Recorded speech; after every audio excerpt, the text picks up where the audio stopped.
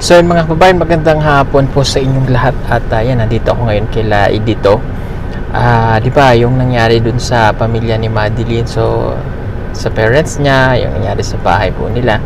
So kaya nakapag-decide ako na kay Edito na lang ilagay yung fund doon namin ipadaan kasi taga rito po sila at from here 15 minutes lang pupunta kaila Chabilita dito kaila Edito. So yun nga, sa kanya ko na ibibigay muna yung allowances ni Chabilita para paunti-unti dito siya na yung magbibigay para hindi po masasayang until makita talaga natin na yung tatay niya ay nagbago.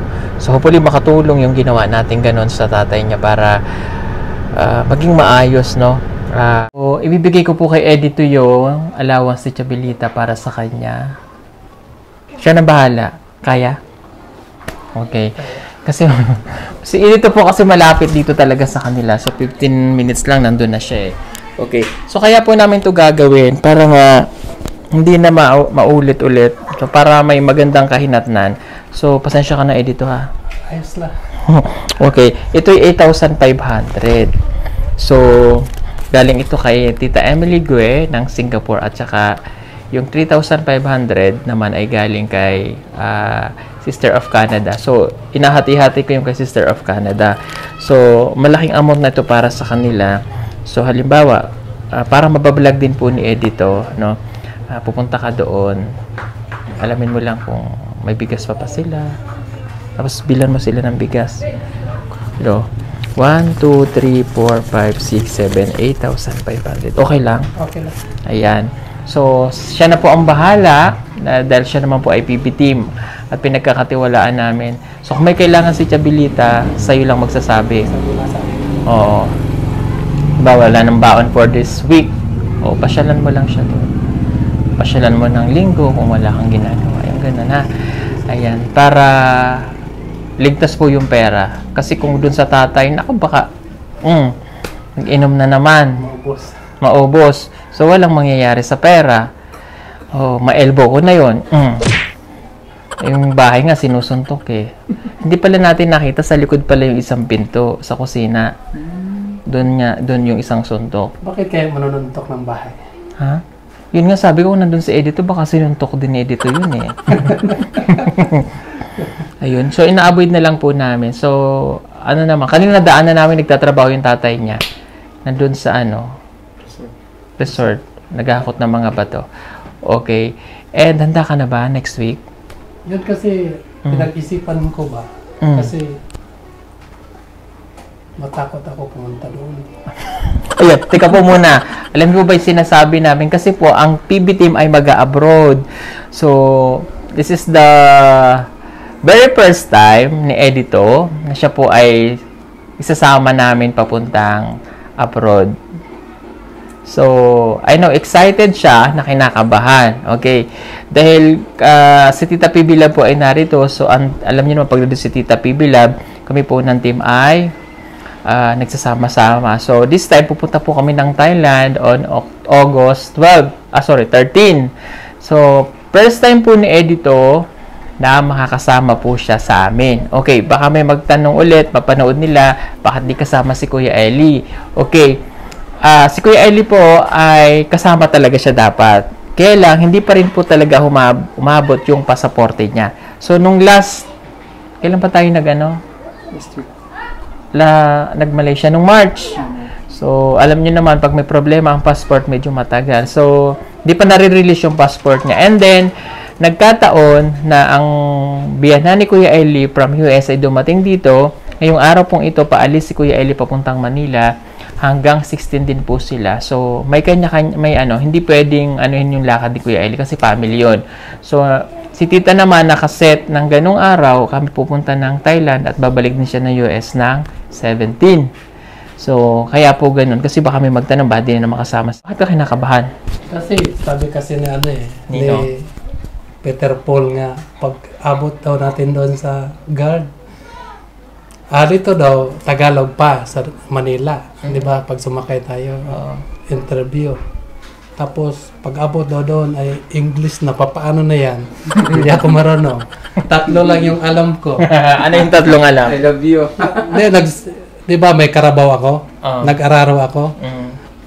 Yung what lang. What yung ano. Tapos, what lang. at saka yes. Yes. No. No. Paano na yan? Yun lang din naman na itatanong sa'yo.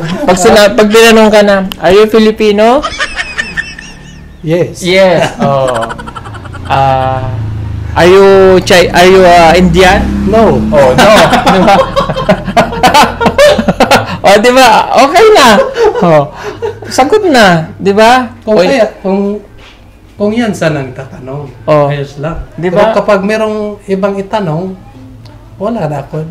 Baka... Alam mo, pag hindi mo sinubukan, hindi mo malalaman. Okay? Sila din, yung mga Chinese o mga Thailander, pag pumunta sa Pilipinas, di rin naman sila marunong mag-Tagalog Di sila marunong mag-English. O, pagdating lang sa airport, tatatakan lang naman yung passport mo. Kasi ni Peter Paul nga, nung doon tayo sa sa Pigasuhan, sabi niya nga, simula ngayon, practice ka na mag-English. Pero wala.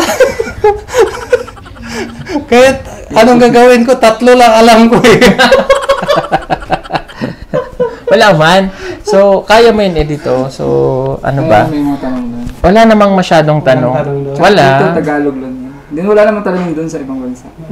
Medyo, medyo ma-hold ka lang ng konti kasi first time mo to, katulad ni Paul. So, first time mo siya. So, nandun naman kami sa likod back up sa immigration para, walang problema. Medyo magtatanong nga lang sila kasi iba yung mukha mo eh. Hindi yung typical na mukha ng mga Pinoy eh. Mukha ka talagang Bombay eh. So, ang gawin na lang natin, isama ka namin sa mga Indianong papasok, Diba? Para at least anyway, wag ka matakot kasi yun.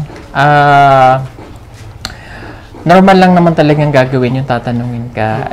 Pagka hindi naman nila, wala namang problema, wala ka namang kasalanan o what. Tatatakan lang yung pagdating ng Thailand. Pasok. Basta nandyan lang kayo. Oo, wala. So, first time po ni Edito makakapag-abroad. Wow, si Edito makakapag-abroad na. Ilang taon tayo doon? Oo. Po kami, 3 days lang po kami sa Thailand. Kasama Tita PB Lab. So, magkakasama po kami. Lang yun, kumbaga parang, happy-happy ulit, gano'n. Ayun. Bonding. Pag nandito kasi siya, ganun ginagawa namin. Galing naman si Edito mag-a-abroad na. Sana. Kala ko kasi hindi ako makasakay ng aeroplano nung una eh. Pangarap ko lang sa buhay ko nga makayakap lang ako kahit gulong lang ng aeroplano. Pero hindi natin talaga alam, Dumating pa lang panahon na makasakay tayo. Oo, kasi dinadaan-daanan ka lang ng aeroplano. Pero siguro kapag hindi tayo nagkakilala, so hanggang ngayon, hindi ako nakasakay ng aeroplano. So, mahaba yung Thailand, 4 hours show. Mahaba-haba yun. So, nagpapasalamat din ako ng Panginoon na nagkakilala tayo. Kasi kapag hindi tayo nagkakilala nung una, hanggang dito lang ako. Diba?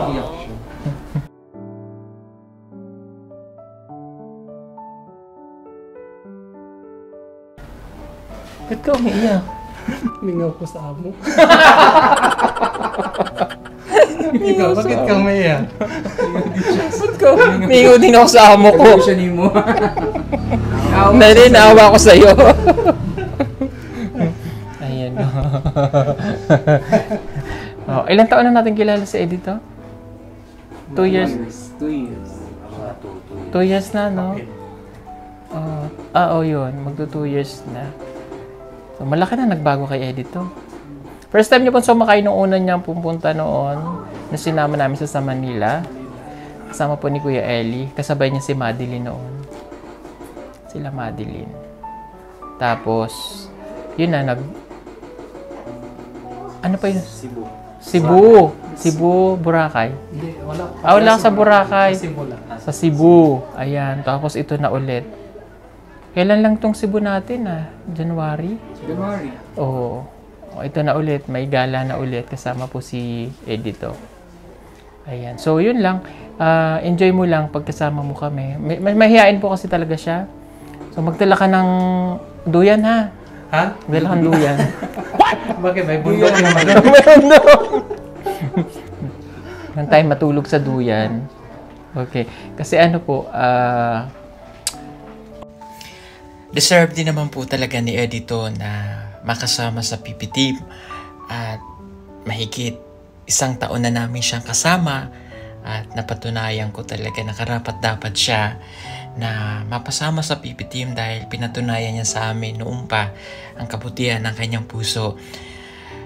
Kabutihan na isang katutubo na hinahanap din namin na talagang yung mga panahon na naging kasama namin siya, wala siyang ginawa kundi kami ay bantayan, alagaan at patunayan sa kanyang sarili na siya'y karapat-dapat talaga sa PP Team. Nakita po namin kasi sa kanya yung ugali na talagang hindi siya nagbago. Mula nang natulungan po namin siya hanggang ngayon, yung pagmamahal at respeto niya po sa amin nandoon. At napakasaya namin dahil may isang katulad niya na katutubo na aming natulungan na nakita namin worth it yung pagtulong, worth it lahat ng binigay sa kanya, worth it lahat na papabilang sa PP Team. At syempre malaking bagay dito yung palagi namin siyang nakakasama. At syempre malaking tulong ang ginawa ni Edito sa PP Team. At maraming salamat kay Tita Pibilab dahil tinanggap din niya si Edito bilang kasama, anak at tinuring na pamilya ng PP Team.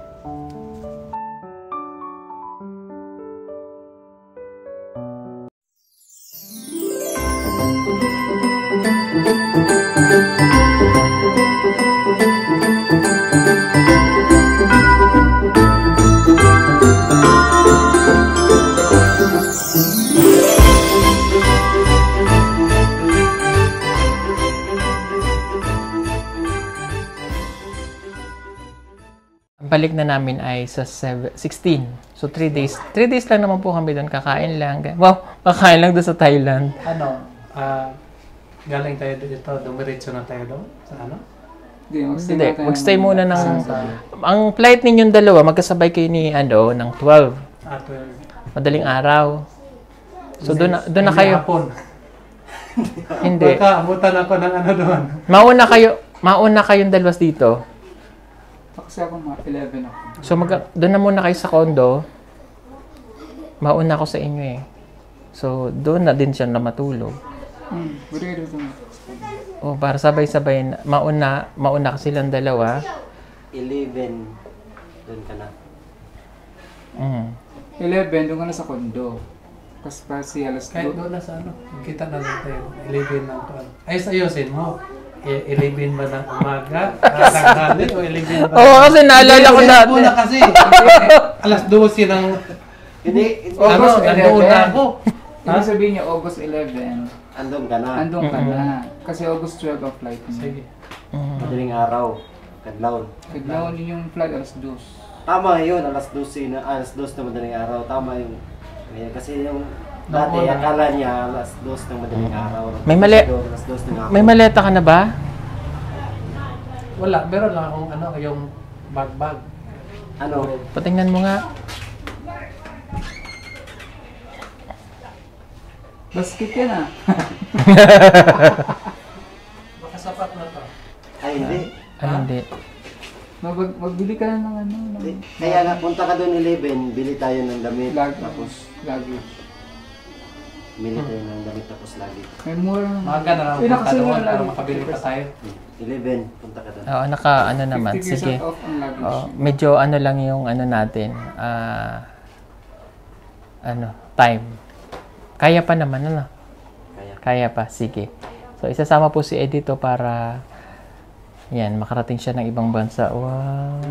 May elepante doon. Ang English, paano? Ay, huwag ka lang di mo ganun English sa mga tayo. Walang problema siguro kasi nandyan naman kayo. Wow. Gayahin mo lang yung mga English namin. Pag sinabing... Dalapitan to ng mga babae doon. Bakit? Kasi akala foreign. Oo nga. Foreigner naman. Pwede naman tayo doon pagpunta doon. Hindi akala talaga, hindi akala black American. Hindi, mukha nga siyang Bombay eh. Okay. Indian siya eh. Yan, so yun po. Excited na kami. So, ginagawa po namin yan para magkasama sa mga po yun team. So, yun lang po. Thank you so much. Thank you again, Edito, ha? Pasensya ka na sa abala, ha? O, pagka luloko-loko yung tatay niya, Chabilita, ikaw nang bahala, ha? Elbow. Anong gusto mo? Ilang... Services lang. Isang beses lang. Ay, Sige, magkape. sige, magkape muna kami. Pag nandito kami kila Edito, pinagkakape kami nito. May watermelon pala ulit tayo dyan.